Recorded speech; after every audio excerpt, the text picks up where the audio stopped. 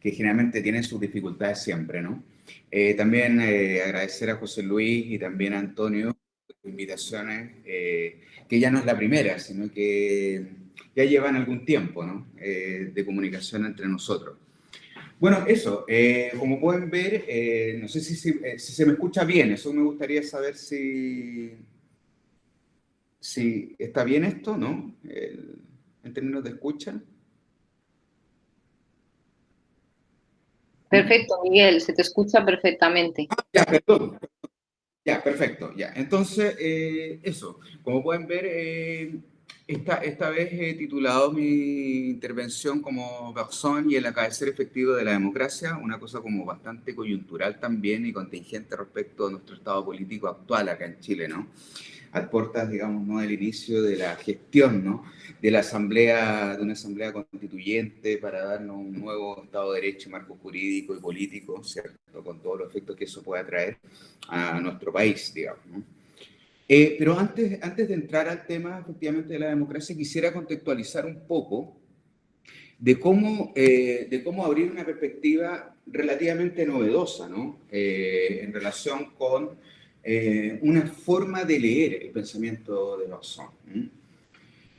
Lo que les estoy mostrando básicamente es una cosa como muy analítica, como muy esquemática, pero que sin duda puede ordenar un poco la disposición del problema, ¿no? Filosófico que Lawson de alguna manera plantea eh, a lo largo de todas sus obras. ¿Eh? Es por eso que, por un lado, tengo en este esquema la serie de obras, por decirlo así, principales o más importantes de Bergson, que sería Ensayo de los datos inmediatos de la conciencia, Materia y memoria, La evolución creadora, y bueno, a la cual me voy a referir más específicamente ahora, que tiene que ver con las dos fuentes de la moral y la religión. ¿Mm? En ese sentido, una de las cuestiones que para mí siempre fue importante a la hora de establecer una lectura e interpretación, y antes de la interpretación una exégesis del texto de Bergson, para poder de alguna manera tomar el tenor, el tono, ¿no? Por medio del cual Bergson va planteando el problema filosófico, era detenerme en determinadas circunstancias o puesta en situación o contexto que cada una de estas obras, de alguna manera, no de alguna manera, de manera bastante específica se plantea. En ese sentido, abrí otra columna, ¿no? Que se abre, que se dice así, es perspectiva, ¿no? ¿Mm? La cual, de alguna manera, proyecta, por decirlo así, un problema, ¿m? De carácter filosófico, bastante vocal también, ¿no? En cierto sentido, y desde ahí se genera un concepto. Entonces, básicamente lo que puedo decir respecto a este cuadro es que la primera perspectiva, la perspectiva es en datos, ensayo de datos inmediatos de la conciencia, la perspectiva que habla Bergson es de la psicología de la época.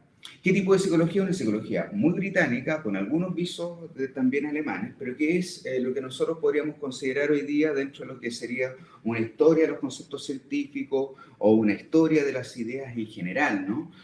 Como una psicología de carácter bastante físico. Y en la medida en que es físico, es bastante cuantitativo. ¿Mm? Es decir, a una cantidad, por decirlo así, de energía, podríamos llamarlo en términos freudianos, incluso de energía pulsional, que también, de alguna manera, también se solapa epocalmente un poco con el desarrollo de Bergson, ¿no? Cabría, por decirlo así, poder medir cuantitativamente el efecto, ¿m? O la reacción en términos de acción, ¿no? Por parte de cualquier individuo. Eso aparece como un problema. Es decir, la conciencia o todos los estados de conciencia son cuantificables, es un punto súper importante para Bergson. Y esa es una pregunta con la que abre ya el primer capítulo, que es un capítulo que en el fondo plantea muchos, por decirlo así, asuntos relativos a distintas variedades de sensación o de sensibilidad. Y de cómo estos, por decirlo así, acaecen. Y estoy empezando a ocupar la palabra que me va a interesar hoy día, ¿no? Acaecen a los estados de conciencia y cómo estos se ponen en variación de sí, ¿m? Que es una palabra que también es muy importante para mí, digamos, ¿no? Respecto de la perspectiva de análisis y de interpretación que tengo de la obra de Bergson. Básicamente, en esta primera obra, como podemos ver, y voy a ir muy rápidamente para no ocupar demasiado tiempo, aparece el célebre concepto de duración o del tiempo o de la temporalidad, entendida como duración, que de alguna manera recorre toda la obra de Bergson. Siempre es una noción, es un concepto sin lugar a dudas, que define, por decirlo así, el despliegue de todo el resto de las nociones con las cuales se entrama la filosofía o el planteamiento filosófico de Bergson. Eh, lo interesante para mí, y esto también voy a decirlo muy rápidamente, pues, y ojalá que pudiéramos tener algún grado de puesto en comunicación después de mi intervención, es que tarda bastante, ¿no? Tarda bastante Bergson en plantear, digamos, no el concepto de duración como un problema filosófico. Más o menos tendríamos que ir a in media res, como a la mitad del capítulo segundo. Pero precedido de una cosa también muy interesante, que tiene que ver en el fondo con una distinción que es capital y que ya Deleuze observa, que sirve incluso para su propia filosofía y que tiene que ver con una reflexión primero de cómo opera un número y de cómo el número podría ser entendido desde una teoría de las multiplicidades, una multiplicidad cuantitativa y otra multiplicidad cualitativa. La multiplicidad cuantitativa es la típica que nosotros ocupamos en nuestra experiencia habitual de objetos, en todo caso. Desde nuestra forma de configurar experiencias, así como de un modo muy general, hasta la experiencia científica que puede precisarla y hacerla más sofisticada por diversos modos de simbolización, incluyendo las matemáticas evidentemente más avanzadas. Lo interesante es la multiplicidad cualitativa. Esta multiplicidad cualitativa que es bastante indeterminada, indistinta en cierto sentido, y bien fluctuante, y sobre todo fluctuante. Esa forma de entender la multiplicidad es lo que de alguna manera Bergson hace instalar, digamos, ¿no? Una noción de temporalidad muy distinta, no matemática, no cronológica, sin lugar a dudas, ya no es un número del movimiento, tampoco es un parámetro en términos kantianos, por decirlo así, una forma pura de la sensibilidad, o bien, algo mejor, la unidad de lo diverso en tanto que diverso, como el propio Kant en la crítica de la razón pura podría haber dicho, digamos, no, de hecho lo dijo, cuando habla sobre la relación entre esquematismo y esquema, que básicamente tiene que ver con la idea de aplicación de un concepto, a partir y por medio de y con la imaginación. En la segunda obra, Materia y Memoria, que suele ser la más célebre, con un éxito editorial impresionante, ¿no? Incluyendo la época, el problema y la dimensión cambia un poco y se vuelve mucho más epistemológica. Es decir, aquí se plantea, digamos, ¿no? Las distintas formas de configuración de conocimiento. Lo interesante es cuando este conocimiento falla, y eso es una de las peculiaridades una de las peculiaridades que más ha interesado en cierto sentido a Materia y Memoria, ¿no? Que tanto énfasis respecto a patologías, tanto psicológicas, pero también más profundamente psicofisiológicas, ¿no? Neurológicas, podríamos decir también, ¿no? Respecto a de fallos, por decirlo así, de la percepción y fallos también de la memoria, particularmente el caso de la afasia. Eso también podríamos conversarlo también de un modo más extenso. El problema que sin duda se plantea aquí es el problema del dualismo. En ese sentido, habría que seguir siempre el subtítulo, ¿no? De la obra de Materia y Memoria, que es un ensayo sobre la relación entre cuerpo y espíritu. De alguna manera lo que está queriendo hacer Bergson en esta obra, y que sin duda aparece como concepto de memoria, como una especie de extensión un poco psicológica, pero más bien ontológica, de la noción de duración. Ese dualismo queda de alguna manera desmantelado con una noción que Deleuze después en sus textos sobre cine la ocupa bastante, que es la noción de coalescencia como una forma en donde nuestra memoria se va actualizando en el presente a partir de la percepción. Y la percepción también se entiende como la presentación de un problema. Nuestra percepción, la materia, para ocupar un poco el título de la obra, nos presenta problemas por vía del acontecimiento o del acaecer de la percepción, Y esa percepción, de alguna manera, funciona como una especie de fuerza atractiva o atractora, es un verdadero atractor, respecto de una memoria, muy entre comillas, pura, que hace devenir recuerdos o imágenes recuerdos, que de alguna manera tratan de solucionar el problema planteado, digamos, ¿no? En el presente de cualquier percepción. Eso a muy grandes rasgos. Evolución creadora da un salto interesante, ya no es, por decirlo así, ni la psicofísica, ni las teorías del conocimiento, tampoco la neurología, sino que se abre una perspectiva más filosófica a partir del problema de la vida. El problema de la vida se suscita básicamente por todo lo que avanzó la disciplina de la biología, ¿no? En términos de las distintas vertientes del evolucionismo. Es una obra extensa, muy importante a mi juicio, que creo que es la capital en términos de la propuesta filosófica de Bergson, en donde aparece por decirlo así, este otro concepto que es el elan vital, como una especie como de detonante de cualquier transformación orgánica, y en tanto que orgánica, material, ¿no? Que registra cualquier serie de lo viviente. El elan vital, que la verdad no se deja mucho traducir por impulso vital o empuje vital, o incluso fuerza vital, también podría ser una buena traducción, de alguna manera viene a explicar las transformaciones que acontecen en lo real. ¿Mm? Y de cómo la vida o la noción de vida que aparece como un problema, aparece como problema, no es una solución, sino que la vida o el movimiento de la vida plantea, es justamente un ser de transformación o un ser de alteración, de una especie, si tuviera que frasearlo aristotélicamente, tendría que ser como una especie de actualización de la potencia en tanto que potencia, o de una potencia en donde lo activo y lo pasivo se van entrando en procesos bastante indiscernibles. Es decir, la vida va arreglando elementos, por decirlo así, materiales inorgánicos, de los cuales se sirve finalmente para poder transformar su propio aspecto, su propia fisonomía.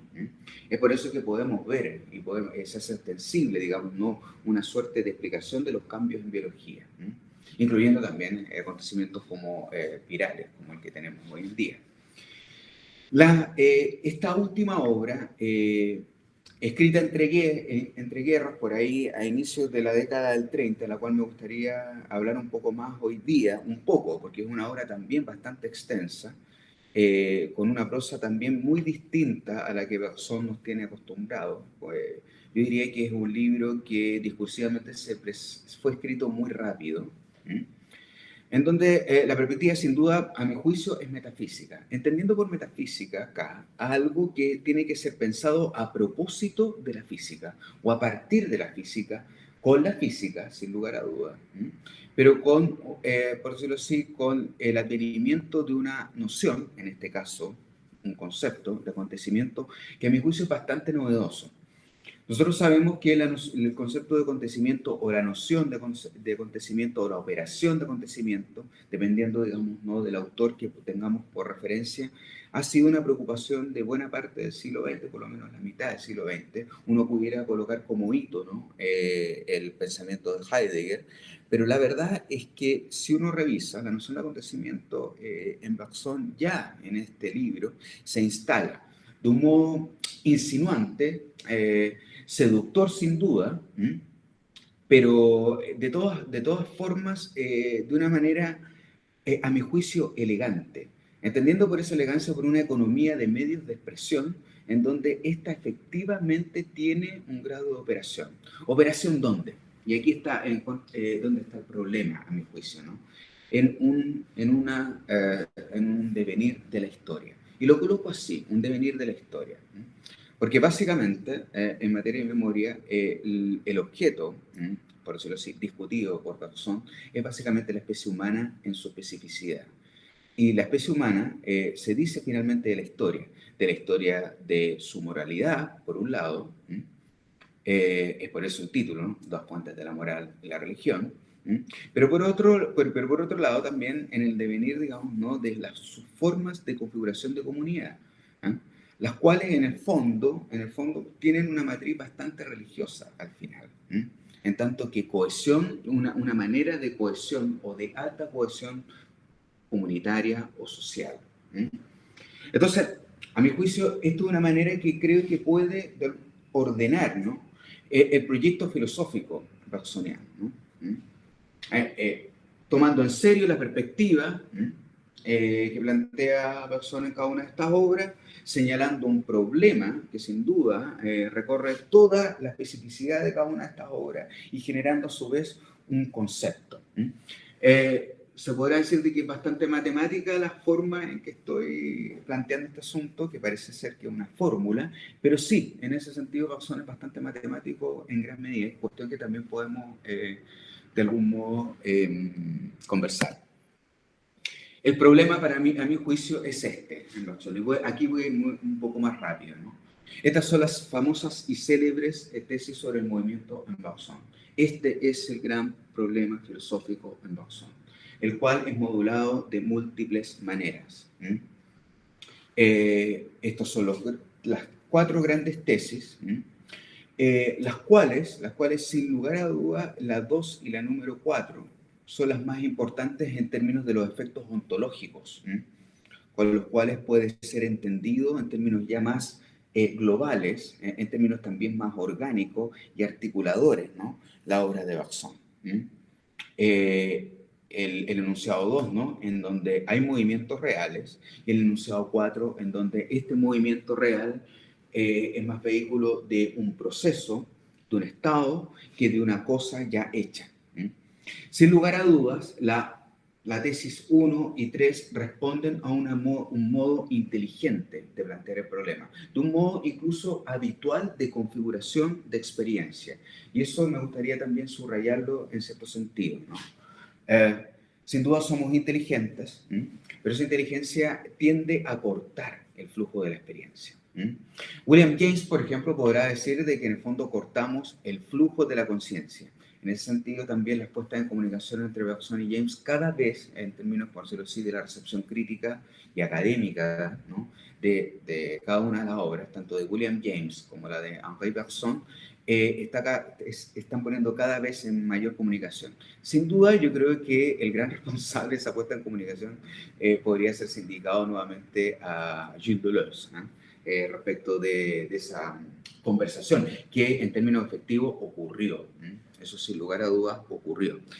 Múltiples cartas en ese otro volumen de obras de Bergson, o sea, que no son obras, sino que son escritos que no son parte de la obra completa de Bergson, o por lo menos en el testamento filosófico firmado por el propio Bergson, ¿no?, que se llama Mélange. Aparecen múltiples cartas, sin duda las más famosas también son las cartas con Albert Einstein, respecto obviamente de la noción de temporalidad. Me quedo ahí. Simplemente quiero subrayar, y está ahí también en esta lámina, ¿no?, el movimiento es reductible al espacio recorrido.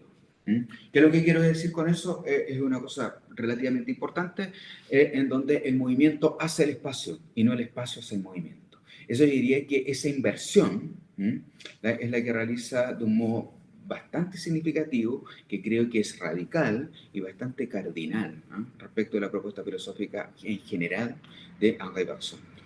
Vuelvo a repetir y quiero insistir, el movimiento es irreductible al espacio recorrido. Nuestra experiencia habitual de objetos sin duda hace del espacio una especie de soporte vacío, por regla general, ¿no?, en donde el movimiento tendría lugar.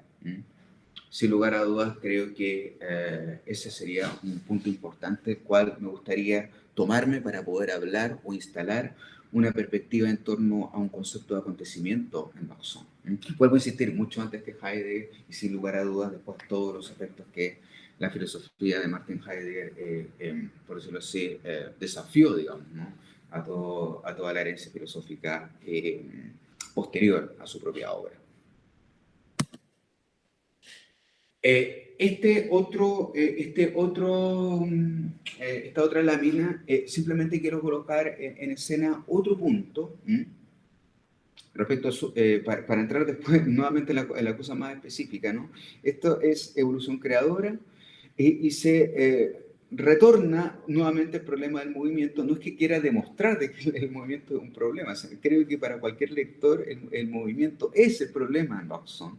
Y desde el movimiento se traduce eso en una nueva noción de temporalidad, que no estaba, por decirlo así, disponible de un modo tan enfático, ¿no? En la tradición filosófica que le antecede. Eso también es discutible. Si uno abre la ética de Spinoza, la noción de duración aparece, ¿no? A pesar de las diversas traducciones que puede uno entender, y además por la resistencia a la traducción que también el latín de Spinoza suele promover, digamos, ¿no? En ese sentido,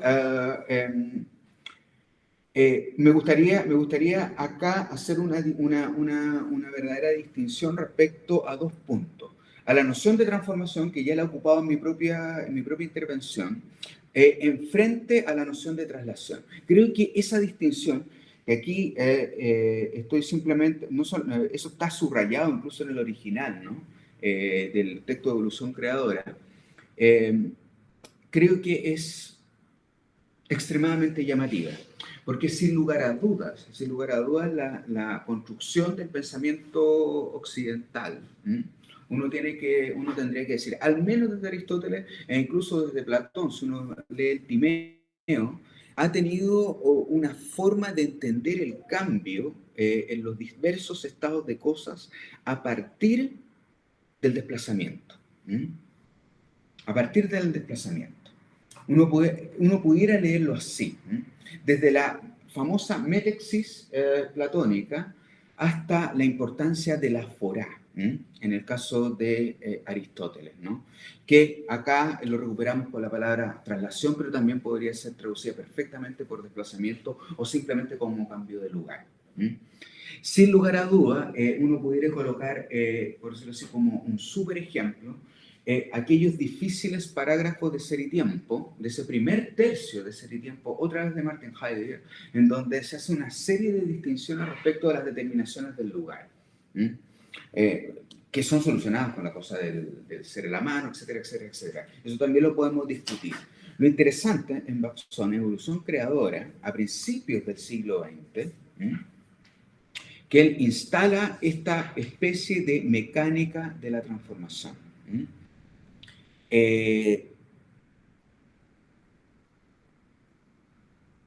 Que de alguna manera tendría que ser una forma de apertura o de abrirse, en donde los estados de cosas, evidentemente, que tienen un grado de estabilidad gracias a la percepción inteligente que tenemos de los objetos, se abren a sus, y voy a ocupar una palabra muy importante en Bergson, se abre a sus concomitancias.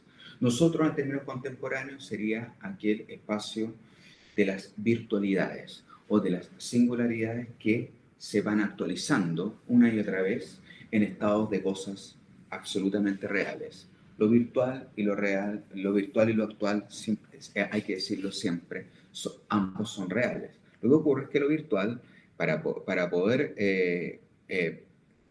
dar cuenta de su realidad, tiene que actualizarse. Eso es uno de los puntos importantes que también para Deleuze va a ser muy interesante. Ya, dejo esto. Deleuze lo va a frasear de una manera maravillosa en una conferencia que es un acto de creación, esta mecánica de la transformación bajo una física cualitativa de la transformación de los elementos, que sería una forma también de responder a este verdadero proyecto. Esto, sin duda, es más un proyecto que algo que desarrolla Bergson en su propia obra. Entonces, aquí quiero instalar el punto, ¿no? La democracia como problema. Es interesante, la democracia en este caso, instalarlo como problema significaría que no es una solución. Generalmente puede parecer que en términos de historia política, el advenimiento de la democracia aparezca más como una solución respecto de una serie de estados de opresión, sin duda de sufrimiento, de constatación de grados de intolerancia, en donde vendría la democracia a resolver en su propia instalación. Para Bergson, la verdad es que la democracia se torna más bien en un problema. No es porque Bergson esté, por decirlo de algún modo, privilegiando otra forma de instalación de régimen político. La democracia es un problema para Bergson en la medida en que la democracia siempre se estaría haciendo a sí misma. Subrayo ese punto. La democracia tendría que estar haciéndose a sí misma en todo momento, en las propias prácticas que conviven en una comunidad. Es decir, para decirlo en términos quizás un poco dramáticos, si una comunidad no opera con prácticas democráticas, es poco esperable o anticipable o proyectable de que el régimen político, institucional, que gobierne o ponga en forma a esa comunidad, sea en términos efectivos, una democracia.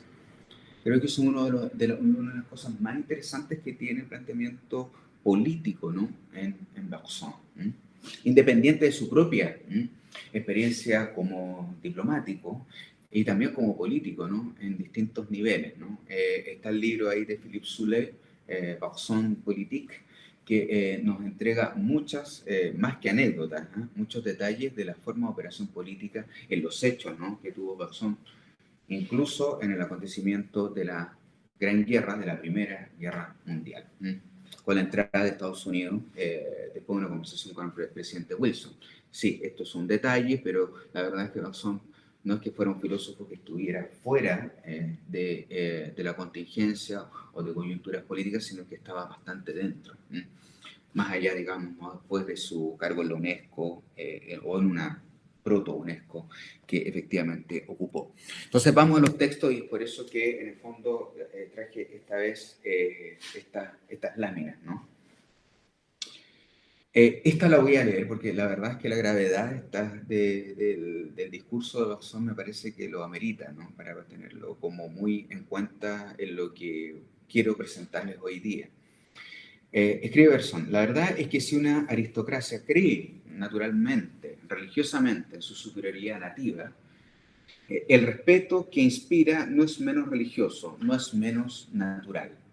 Se comprende, pues, que la humanidad no haya llegado a la democracia sino muy tarde, pues las ciudades antiguas fundadas en la esclavitud y desembarazadas por esta inequidad fundamental de las mayores y de los más angustiosos problemas, fueron falsas democracias. En efecto, en todas las concepciones políticas es la democracia la más alejada de la naturaleza, la única que trasciende, en intención al menos, las condiciones de la sociedad cerrada. Atribuye al hombre derechos inviolables, y estos derechos, para no ser violados, exigen a su vez, de parte de todos, una inalterable fidelidad al deber. Sí, uno podría decir que son muy fuertes declaraciones respecto de la democracia en el caso de Bergson. Me gustaría modular. Este es un difícil texto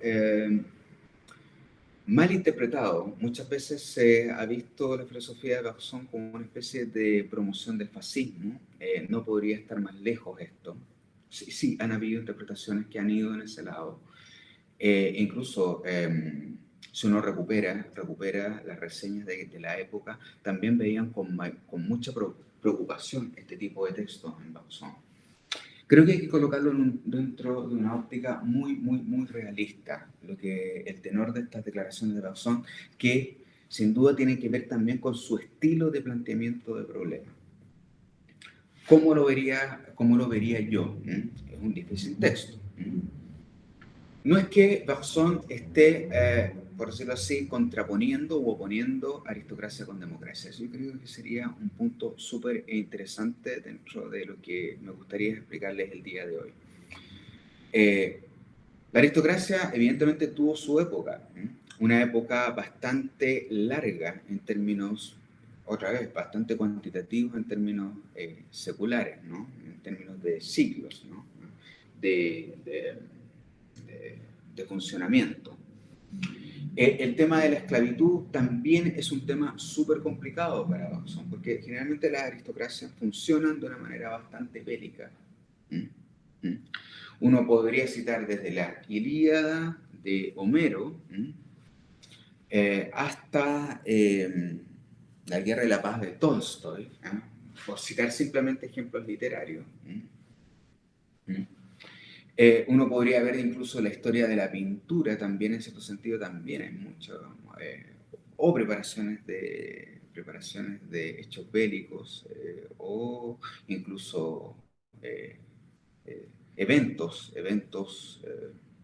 guerreros en términos de representación pictórica, se entiende, ¿no?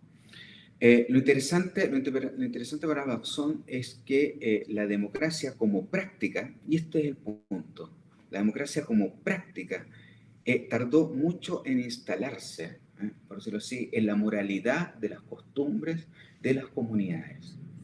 Ese es un punto súper importante que me gustaría subrayar. Vuelvo a decir, la democracia para Babson no puede ser entendida, no puede ser entendida como una alternativa dentro de otras, por decirlo así, variantes de la variable de regímenes políticos. En ese sentido, la democracia trasciende en el sentido de que desinstala o desactiva, por decirlo así, otras puestas en orden. Otras puertas en orden de cualquier otro régimen político que se quiera.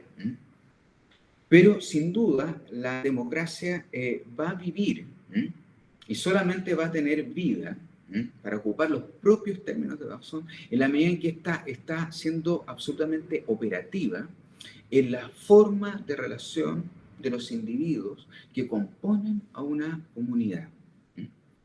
En ese sentido, uno tiene que entender de que la democracia es justamente, por decirlo así, es la apertura de una sociedad que se cierra.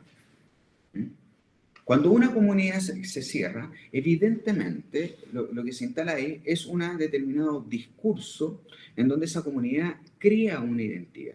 Pero esa creación de identidad es relativamente peligrosa porque se va a confrontar con otras formas de identidad.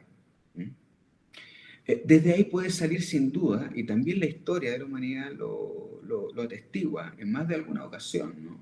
En la instalación de un acontecimiento bélico, en un acontecimiento de guerra. Efectivamente, cuando hay una sociedad que se enfrenta a otra con la clausura de sus propias costumbres, frente a otra que también está clausurada también respecto a la forma de ordenamiento de sus individuos, ¿no? Evidentemente ahí podría salir más de algún conflicto ulteriormente y en términos máximos una guerra. Ese también fue un ambiente que vivió Babson, tanto para la primera y en este caso de una manera anticipatoria respecto del suceso, ¿no? O de la emergencia de una Segunda Guerra Mundial. En ese sentido, la democracia es una sociedad que se abre. Uno se tendría que preguntar, ¿abrir a qué? Uno lo podría hacer así, en términos como más habituales, se abre a las diferencias, se abre a la diversidad. Dicho con William James también, ¿no? Que lo apoyaría de todas maneras y lo apoyó en este sentido, ¿no? Se abre a la pluralidad, se abre al debate, en donde ese debate no está incrustado con dosis de dogmatismo o de asimilación y mucho menos de destrucción o aniquilación, ¿no?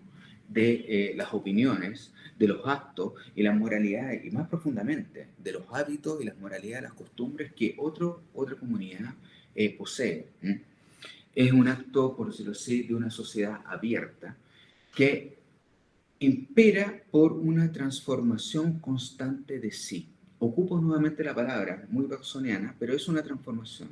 Es una moralidad de las costumbres en donde los individuos aceptan al otro en términos de cordialidad, de civilidad, lo podríamos entender así. A mí me gustaría decir que eso es algo plenamente republicano en gran medida, tomando muy en serio la palabra república, es decir, en donde cada uno de los individuos está interesado en algo que va más allá de sus intereses particulares.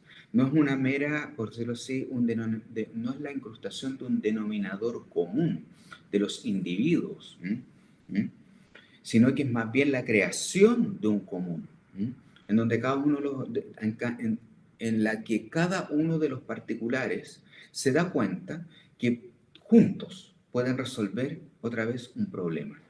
Y esa resolución de problema, o ese obstáculo por superar, sería plenamente un ánimo democrático en el discurso de Bergson.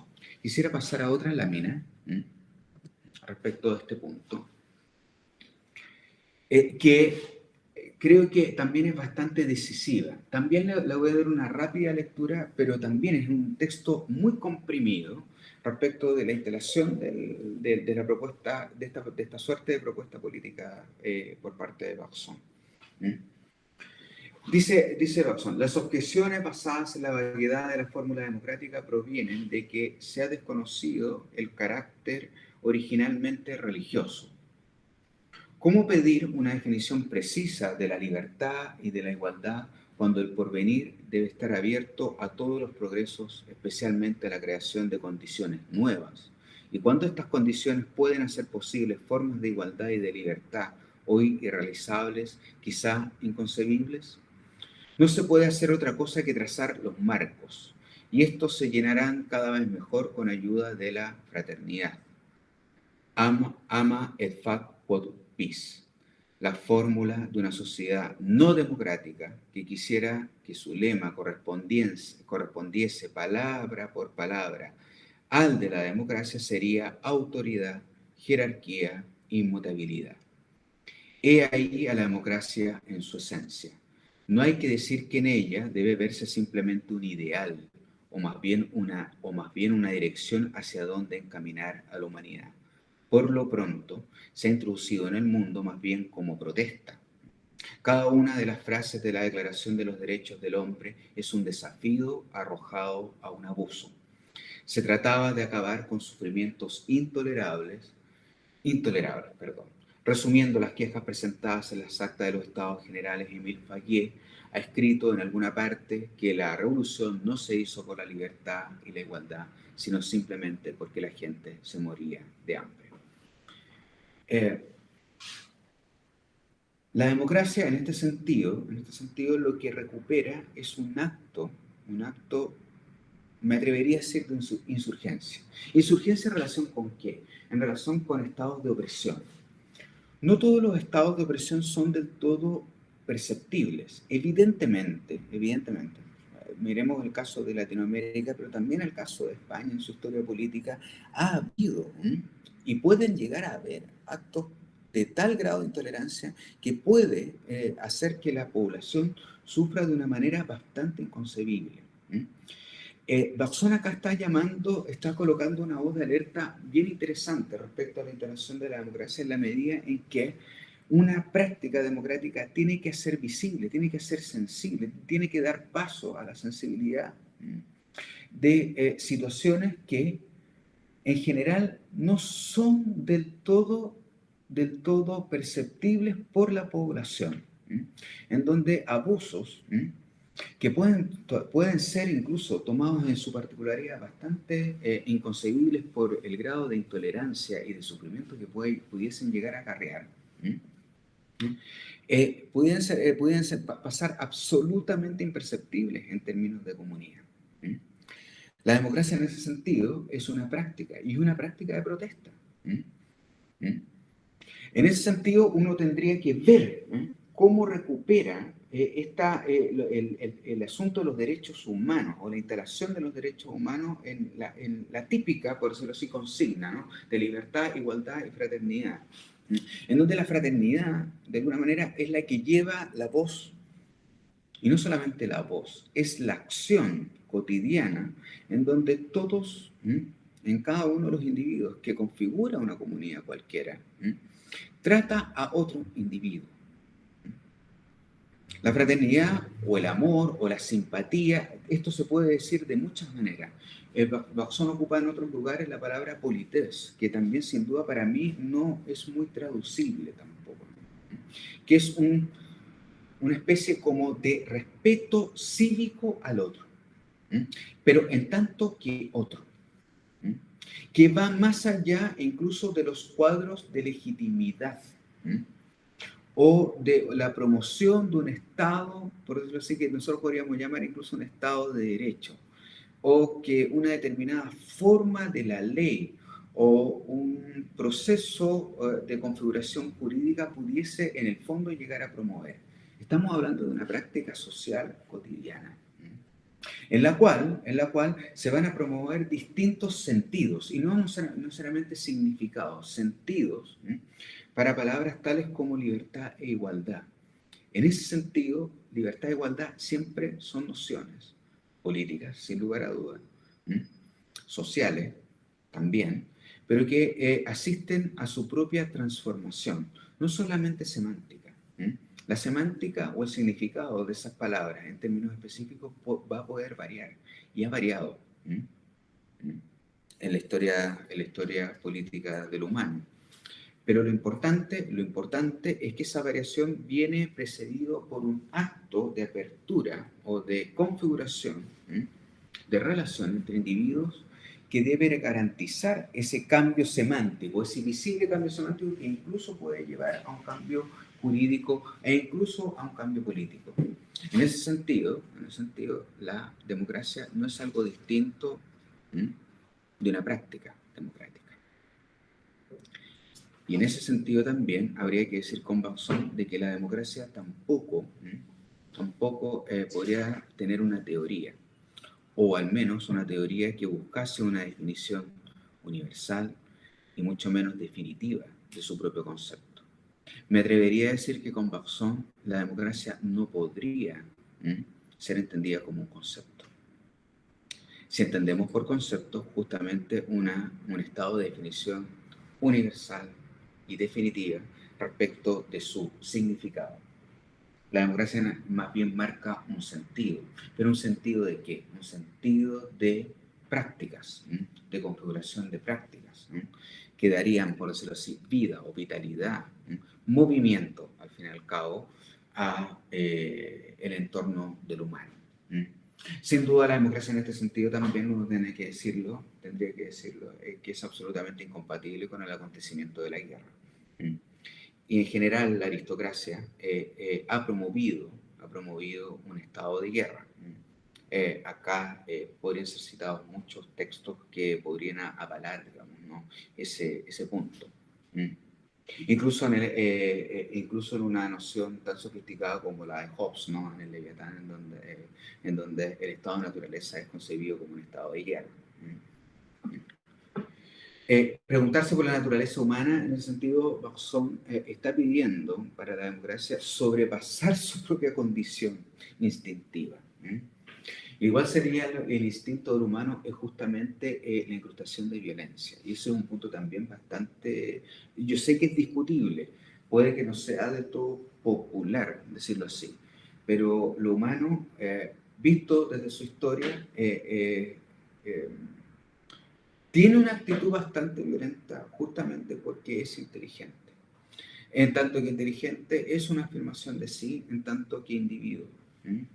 Y en tanto que individuo, las cuotas de egoísmo y falta de empatía pudiesen estar instalándose una y otra vez.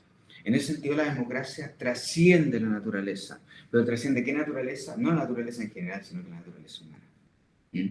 Y eso es un punto también importante, que también ha sido discutido en más de alguna ocasión de otros puntos de vista, por ejemplo, Ansel Pearson, que es Ansel Pearson respecto de la propuesta filosófica de Baxón. Baxón nos abre, digamos, a una dimensión del pensamiento, ¿no? En donde la condición humana tendría que superarse de algún modo. Y que aquí, de alguna manera, a propósito de la democracia, se coloca en escena. Entonces, vuelvo. ¿Cómo tendríamos que entender la autoridad, la jerarquía y la inmutabilidad justamente en todos aquellos regímenes políticos, independiente de los nombres que le podamos dar, en donde su forma de expresión tiene un carácter eminentemente despótico? Cuando que pareciera ser de que la democracia sería una forma de expresión, me gustaría decirlo de este modo, una forma de expresión plenamente republicana, en donde lo republicano tiene que ver con la convergencia, no de intereses particulares, sino que con la creación de un interés en donde cada uno de esos particulares pudiese sentirse común. ¿Mm? ¿Mm? Respecto de la comunidad en la cual vive. ¿Mm?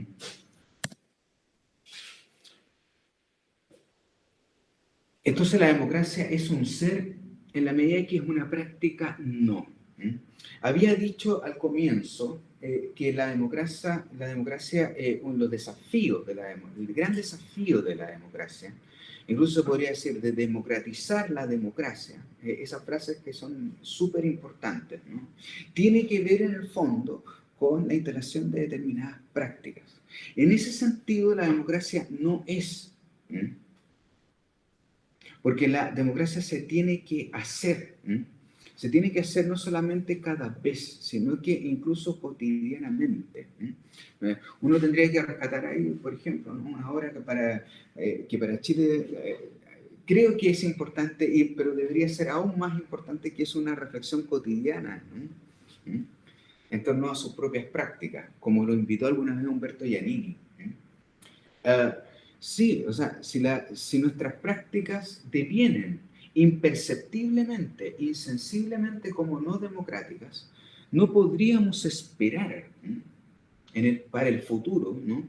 Un régimen político que en su puesta en orden pudiese ser reconocido como democrático. Si nosotros, cada uno de nosotros, no cuida sus propias prácticas en términos de democracia, en términos republicanos, en saber de que hay determinados problemas en que un particular o yo como individuo no los puede resolver y va a necesitar una alianza con los otros, una alianza con los otros. La verdad es que ahí, en ese momento, nos abrimos a un ser de comunidad que en el fondo no es algo distinto a sus propias prácticas de configuración. Acontecimiento, y esto lo dejo como un poco lanzado, ¿no? Porque estoy trabajando todavía en ello. Acá hay una noción de acontecimiento que esta es la versión, como por decirlo así, más dramática. También es tomado de las dos fuentes de la moral y la religión. Niño aún, escribe Persona en 1871, recién terminada la guerra, conflicto franco-prusiano, eso es un agregado mío, ¿no? Para contextualizar, y durante los 12 o 15 años que siguieron, yo, igual que todos los de mi generación, consideré como inminente una nueva guerra. Después, esta guerra nos pareció al mismo tiempo como probable e imposible, idea compleja y contradictoria hasta la fecha fatal. No suscitaba desde luego en nuestro espíritu ninguna imagen, está fuera de la imagen, fuera de su expresión verbal. Conservó su carácter abstracto hasta las horas trágicas en que el conflicto apareció como inevitable, hasta el último momento cuando se esperaba contra toda esperanza.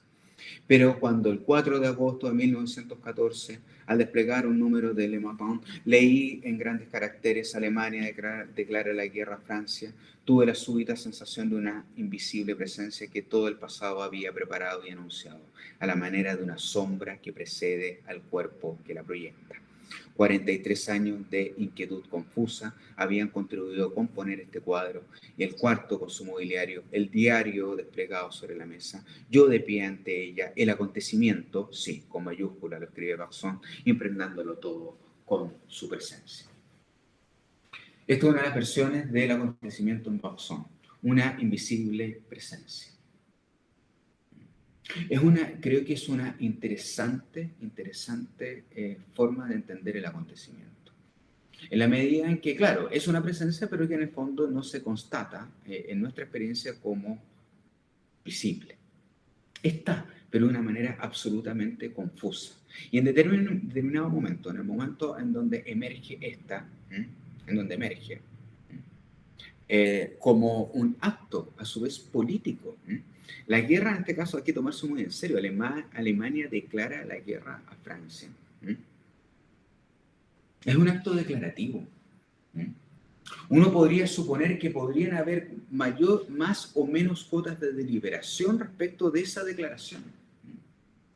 Y que si hay deliberación con dosis de racionalidad o irracionalidad, como se quiera como se quisiese entender la fisonomía de ese debate, es un acto en donde se justifica el paso a la acción. La guerra en ese sentido es bastante racional, pese a los efectos irracionales, inconcebibles, intolerables de que ésta pudiese llegar a tener. Se puede percibir que pudiera llegar a venir, pero no es del todo visible. Hasta que ésta pasa a los hechos, se actualiza en términos de declaración. Es una presencia invisible hasta que se vuelve visible. Pero no solamente solamente se van a volver visibles en la medida que se declara y después se volverán intolerablemente visibles por los efectos mismos de un evento bélico cualquiera. Es una forma interesante. El acontecimiento se podría llegar a entender como la noción de acontecimiento en Baxón se podría entender en dos direcciones, como una invisible presencia. Pero también se puede entender de esta manera. Esto es un análisis muy rápido que realiza Baxón respecto del relato de una experiencia en William James. Y con esto creo que estoy terminando. El miedo que paraliza nace de la idea de que fuerzas formidables y ciegas se aprestan a pulverizarnos inconscientemente. Es así como aparece la pura inteligencia del mundo material. La concepción científica del terremoto a la que alude James, se entiende William James, en sus últimas líneas, es la más inquietante de todas, mientras la ciencia, que nos da la idea precisa del peligro, no nos procura algún medio de escapar de él. Contra esta concepción científica y más generalmente contra la representación intelectual que ella ha venido a precisar, se produce una reacción defensiva ante el peligro grave y repentino. Las perturbaciones a que hacemos frente, cada una de las cuales es completamente mecánica, se resumen en un acontecimiento parecido a alguien que puede ser un mal sujeto, pero no deja de ser de nuestro mundo, por decirlo así. Me salto un poco, ¿no? Se explica, pues, la existencia de un sentimiento con el miedo. Se comprende también que el temor sea proporcionado con la gravedad del peligro. Ciertamente nuestra facultad de sentir no podrá ser modificada. Sigue siendo lo que era, pero la inteligencia, bajo la presión del instinto, transforma para ella la situación. Suscita la imagen que da seguridad. Da al acontecimiento una unidad y una individualidad que hace de él tal vez un ser malicioso, malvado, pero próximo a nosotros, con algo asociable y humano. La democracia yo creo que está llamada a esto, a ser una práctica en cuyo modelo es un evento o un suceso en el cual nosotros no tendríamos inmediatamente control, que suscita nuestros sentimientos, sin lugar a dudas. Se puede recordar también a Tocqueville, algo que en la democracia en América le importaba mucho y subrayó mucho en su libro, que tiene que ver con el ímpetu democrático. En donde se alojaba el ímpetu democrático de los Estados Unidos es justamente en el acontecimiento, en el suceso de una asociación libre. Pero la asociación libre tenía que ver con un suceso muy determinado, en donde la comunidad tenía que asociarse, tenía que devenir comunidad, justamente para poder enfrentar un obstáculo en donde ningún particular pudiese resolverlo, ni mucho menos una autoridad que trascendiese, por decirlo así, ¿no? El acontecimiento o la vida cotidiana de esa propia comunidad. También se podría recordar eso. Lo interesante es que Baxter lo coloca en términos de naturaleza. La naturaleza nos obliga a armar en determinados momentos comunidad. ¿Por qué? Porque hay instancias en donde solamente juntos podemos enfrentar problemas en donde ningún individuo, ningún particular pudiese, o serie de ellos, pudiese resolverlo. Muchas gracias y espero no haber tomado demasiado tiempo. Gracias.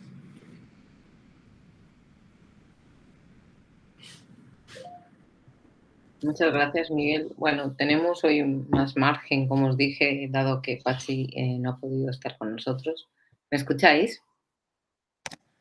Vale, bien, perfecto. Pues gracias, Miguel. Y Ahora, a continuación, intervendrá Óscar Ariel Cabezas, ¿vale? Y luego al final hacemos un turno de preguntas. Óscar Ariel Cabezas es doctor en filosofía por la Universidad de Duke en Estados Unidos y actualmente profesor titular de filosofía en la Universidad Metropolitana de Santiago de Chile. Ha publicado varias monografías, especialmente sobre el tema de la relación entre cultura y política, y entre ellas está Consignas, Efectos de la imagen, que fue y que es el cine militante, Gramsci en las orillas y Possoberanía, literatura política y trabajo, un libro importante que, bueno, se puede encontrar fácilmente eh, en España. Y hoy nos va a hablar sobre cine, liberalismo y representación, que es, bueno, es un tema del que entiendo, Óscar, que eres especialista por tus monografías y tu trabajo. Y quería darte las gracias de nuevo por intervenir en este ciclo y, bueno, pues cuando quieras. Muchas gracias a Cristina. Es Cristina Catalina, ¿cierto? Quisiera comenzar agradeciendo al programa de innovación docente y también agradecer a José Luis, a Antonio y a todos los amigos. Tengo muchos amigos ahí en la Universidad de Madrid y desafortunadamente esto no ha podido ser presencial, hubiese sido mucho mejor presencial.